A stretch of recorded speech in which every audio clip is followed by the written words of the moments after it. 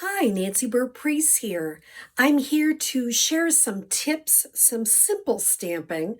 Sometimes I'm really into using the big shot and all sorts of tricky things, but it's really good to take it back and do some simple stamping. And you can get, even if you are able to do all sorts of tricky things, you can get a lot more cards if you do some simple stamping and make them really neat. So I am excited to share with you some simple stamping. It is from a set in the new mini catalog. So let's get started.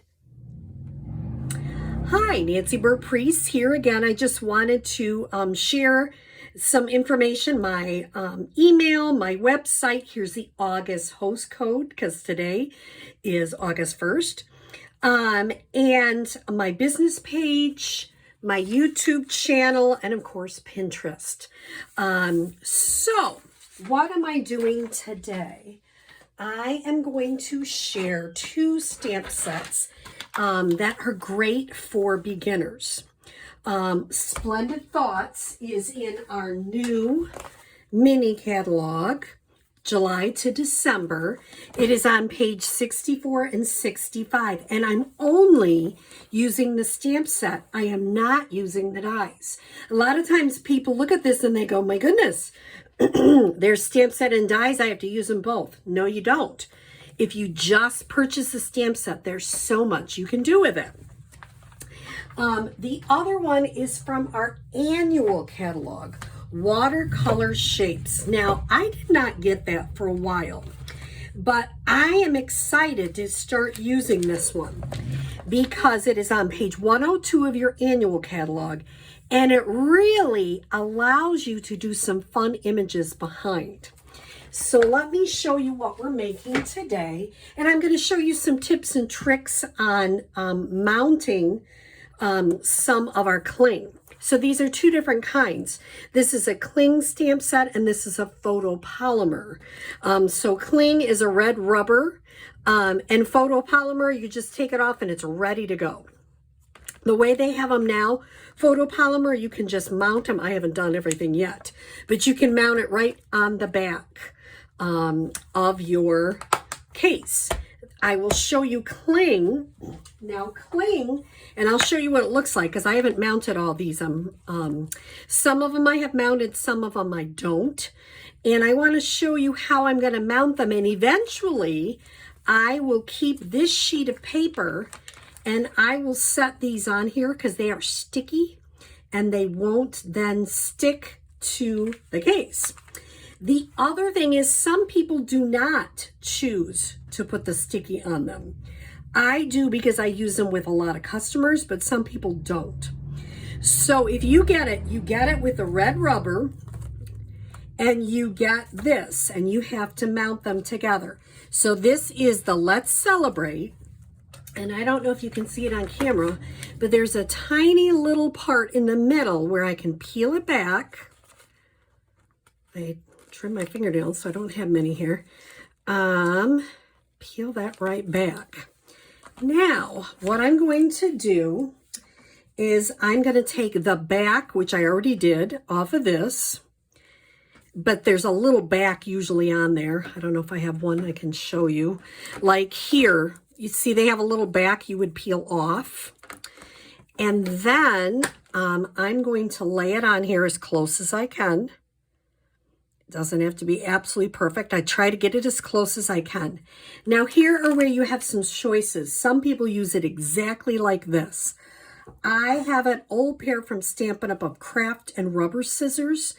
And I usually trim mine a little bit closer, mainly around here, not the bottom so much, but the top, because sometimes if people ink it and they're rolling the stamp a little, which I tell you not to, but let's say you forget, then you'll get like a ghost line. So I might take my craft and rubber scissors after I already have the sticker on and just kind of go around a little bit. Now, we don't sell these anymore, but you can probably find, use not a pair of scissors you want to use like for paper or for ribbon, but if you have a sturdy pair of scissors, and just come around and just kind of trim the edges a little bit. And then that'll help you not get those ghost edges. So if you're stamping and you get ghost edges, just trim it off. The other thing I would say is, remember, when you're stamping down, you can put some pressure, and straight up. So that also helps not get those ghost images. And I will deal with this later, but I wanted to show you that tip. So the card we're going to make today is this one. And it is relatively simple. I'm going to use some different measurements that we haven't used, but I want to show you some simple ways to make a nice card. So I'm going to start with soft seafoam, which I think is just a really pretty color in summer and spring, and I just really like it. This is a regular card base, 8.5 by 5.5, scored at 4 1/4. So we already know how to do that. I cut the inside white by 4 by 5 1/4. We know how to do that. Now I have two different measurements for you. How did I figure those measurements out? Well, I started with what I thought I wanted, and then it looked too big, and I trimmed the white down a little bit. Then I trimmed the white down a little bit more, and then I got it to the way I really liked it. I try not to use too much paper, but sometimes I need to if I'm really not getting what I want. I didn't want a ton of extra space. So this ended up being 2 3/4 by 3 3/4, this white. And then I like the black matte, and so I went up 1/4. So if the white is 2 3/4 by 3 3/4, this is going to be 3 by 4. So what did I do on the back? Well, I took my soft seafoam ink, which is kind of going to give me that a little bit darker, but not too much. And I took this image, and I just kind of went around. Do it any way you want. If you fold your card, then you can go off the edge a little bit, and that is a nice look. I don't have to worry about the middle as much. And I just got that kind of neat look. I also like to put something on the inside. So I'm going to, while I have this soft seafoam, I'm going to just add this on the inside. Okay, so I'm going to set that white aside, and I have my card base. All I did is took the same ink, and I used one of the images, and it gives you a neat background, and it's simple. It's not hard. Now I'm going to use my chamois, which is a nice way to clean your stamps. Remember, the chamois in the back of your catalog. And I just have it in a clear case. And I'm going to bring my white. Now you can see, I guess I didn't get you a new paper there. I'm going to use my grid paper as a line. Now, if you don't have grid paper, you can use whatever ruler you have. How do I want to know the middle?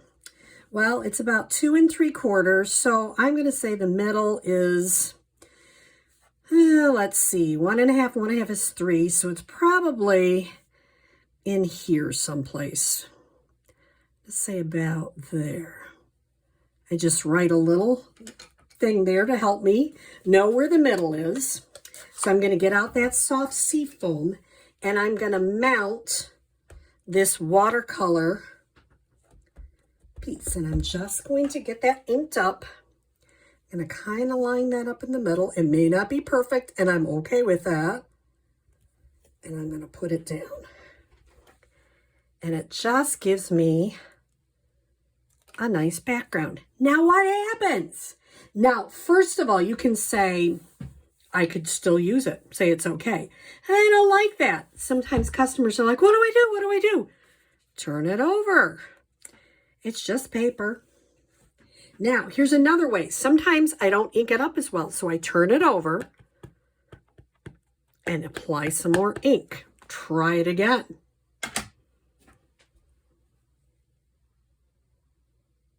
And this time I'm going to really push on that middle part that didn't come out and see if it comes out this time.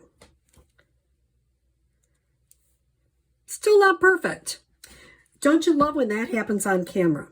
Now, I may try, this is who knows if it'll happen. I may try and see if I can get that on there a little bit more. If I was using my Stamparatus, it would be a lot easier. I'm going to do it again. Am I naughty or what? I'm only going to ink up that little part. So it's good for you to see these things because sometimes people are like, oh, demonstrators get it perfect every time. No, no, no, no. We just know how to keep persisting and trying, right? Okay, I'm really okay with that because it's got enough green on there that it's going to be a background. Now I'm going to get out my Memento Black. Remember, whatever ink you buy, make sure you get a Memento Black. I use it all the time. And I am going to put my image on there. And isn't that neat? And see, it doesn't matter that the background isn't perfect. I'm really okay with that. The next thing I'm going to do is I'm going to mount these together. Oh, I wanted to tell you one thing about blocks.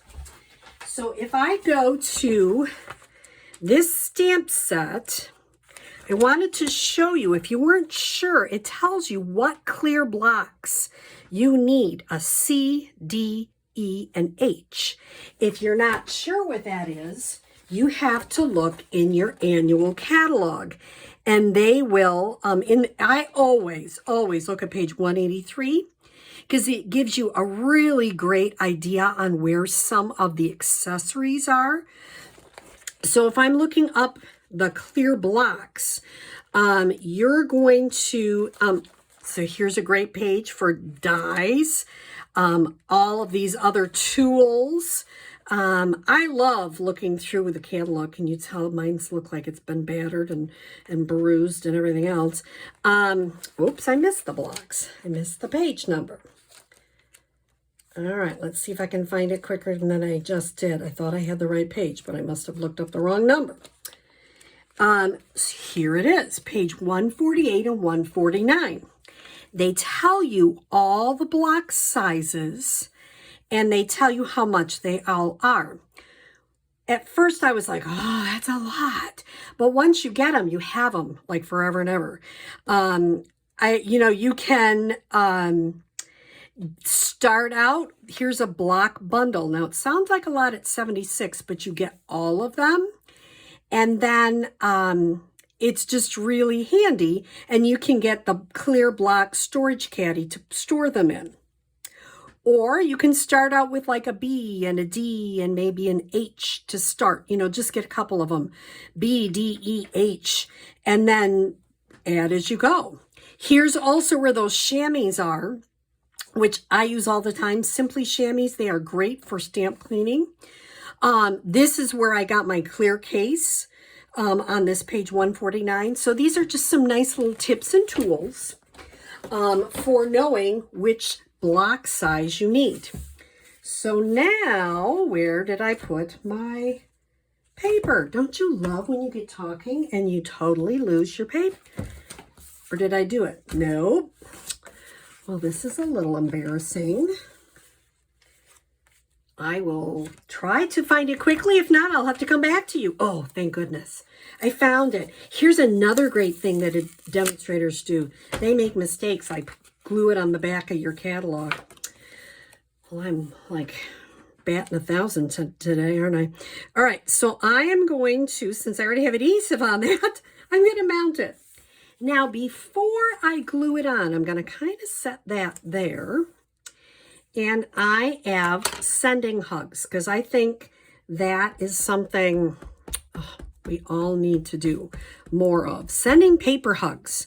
And I kind of want to know where I want it. So I kind of line this up just so I get a sense how high. That doesn't have to be perfect, but I just need to know where I want sending hugs. And I'm going to put sending hugs right there. And the last thing I'm going to do is use my Stampin' Seal. Remember, you can also use the green Tombow glue. I'm going to do a good eyeball. And I'm going to put my inside. So this is a very simple stamping card doesn't use a lot of cardstock, only 2 shades of ink. You're using that soft seafoam on the ink as well as the cardstock. You're using a couple of different stamp sets, the watercolor shapes and the Splendid Thoughts. You do not need a big shot. You do not need all that extra stuff. And they're really pretty cards. So even when you saw all my boo-boos, which sometimes I try not to show those, and then people go, gosh, you ever make a mistake? Oh, yours always look better. Well, sometimes people see the final project. They don't see all the stuff like sticking things to your elbows and all of that sort of stuff. So I hope you've enjoyed this simple stamping using this new stamp set, Splendid Thoughts, and I hope you have a great day. Thanks.